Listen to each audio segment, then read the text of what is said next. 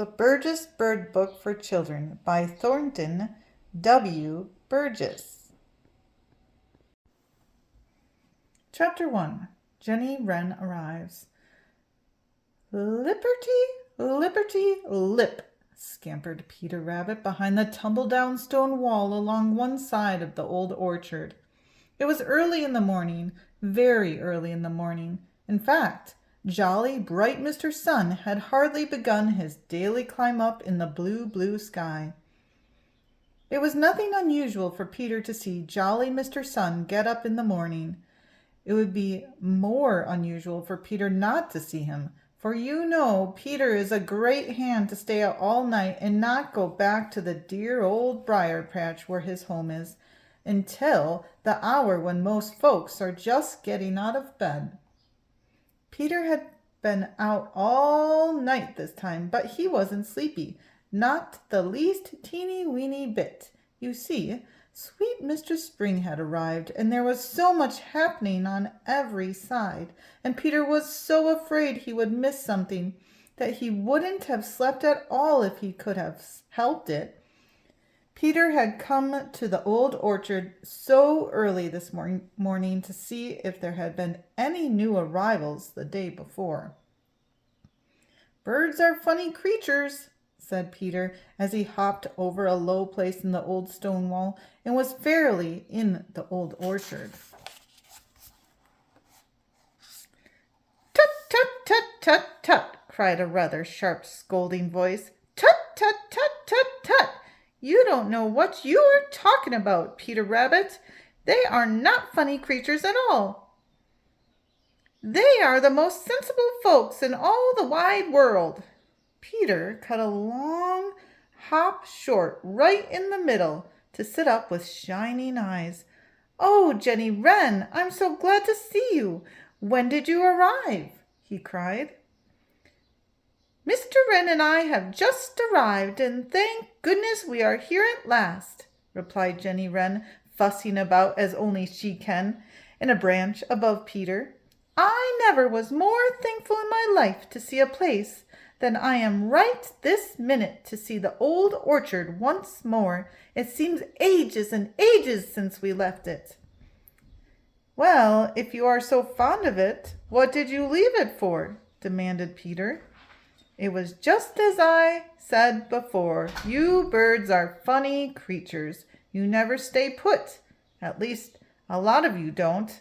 Sammy Jay and Tommy Tit the chickadee and Drummer the woodpecker and a few other have a little sense. They don't go off on long, foolish journeys. But the rest of you—" "Tut, tut, tut, tut, tut," interrupted Jenny Wren. "You don't know what you are talking about.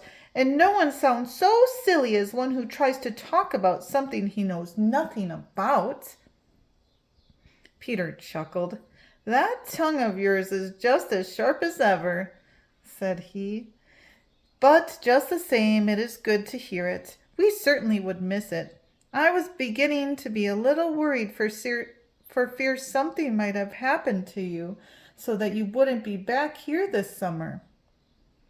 You know me well enough, Jenny Wren, to know that you can't hurt me with your tongue, sharp as it is, so you may as well save your breath to tell me a few things I want to know. Now, if you are as fond of the old orchard as you pretend to be, why did you ever leave it?" Jenny Wren's bright eyes snapped. "Why do you eat?" she said tartly. "Because I'm hungry," replied Peter promptly. "What would you eat if there was nothing to eat?" snapped Jenny. "That's a silly question," retorted Peter. "No more silly than asking me why I leave the old orchard," replied Jenny. "Do give us birds credit for a little common sense, Peter. We can't live without eating any more than you can. And in winter there is no food at all here for most of us, so we go where there is food. Those who are lucky enough to eat the kinds of food that can be found here in winter stay here. They are lucky. That's what they are, lucky. Still—" Jenny Wren paused. "Still what?" prompted Peter. "I wonder sometimes if you folks who are at home all the time know just what a blessed place home is," replied Jenny. "It is only 6 months since we went south, but I said it seems ages, and it does. The best part of going away is coming home. I don't care if that does sound rather mixed. It is true just the same. It isn't home down there in the sunny south, even if we do spend much time there as we do here. This is home, and there's no place like it. What's that, Mr. Wren?" "I haven't seen all the great world. Perhaps I haven't, but I've seen enough of it. Let me tell you that. Anyone who travels 1,000 miles twice a year as we do has a right to express an opinion, especially if they have used their eyes as I have mine. There is no place like home, and you needn't try to tease me by pretending that there is. My dear, I know you. You are just as tickled to be back here as I am." "He sings as if he were," said Peter, for all the time Mr. Wren was singing with all his might. Jenny Wren looked over at Mr. Wren fondly. "Isn't he a dear to sing to me like that? And isn't he a perfectly beautiful spring song?" said she. Then, without waiting for Peter to reply, her tongue rattled on. "I do wish that he would be careful. Sometimes I am afraid he will overdo. Just look at him now. He is singing so hard that he is shaking all over. He always is that way. There is no one thing true about us wrens, and this is that when we do things, we do them with all our might. When we work with all our might. When Mr. Wren sings, he sings with all his might. And when you scold with all your might," interrupted Peter mischievously. Jenny Wren opened her mouth for a sharp reply, but laughed instead. "I suppose I do scold a great deal," said she. "But if I didn't, goodness knows who wouldn't impose on us. I can't bear to be imposed on." "Did you have a pleasant journey up from the sunny south?" asked Peter. "Fairly pleasant," replied Jenny. "We took it rather easily. Some birds hurry right through without stopping, but I should think they would be tired to death when they arrive.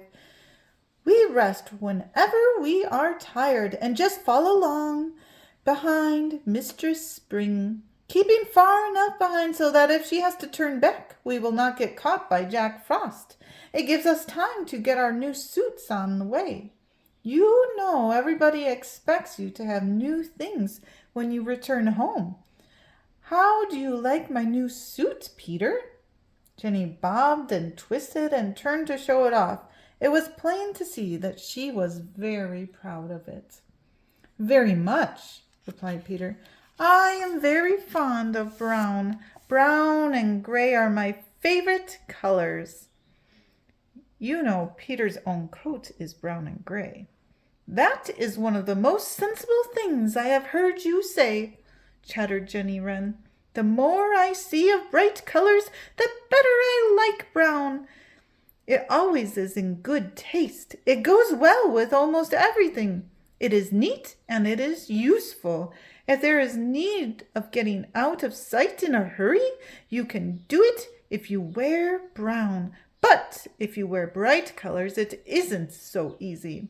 I never envy anybody who happens to have brighter colors than mine. I've seen dreadful things happen all because of wearing bright colors." "What?" demanded Peter. "I'd rather not talk about them," declared Jenny in a very empathetic way. "Way down where we spent the winter, some of the feathered folk who live there all the year round wear the brightest and most beautiful suits I've ever seen. They are simply gorgeous, but I've noticed that in times of danger, these are the folks dreadful things happen to. You see, they simply can't get out of sight. For my part, I would far rather be simply and neatly dressed and feel safe than to wear wonderful clothes and never know a minute's peace. Why, there are some families I know of which, because of their beautiful suits, have been so hunted by men that hardly any are left.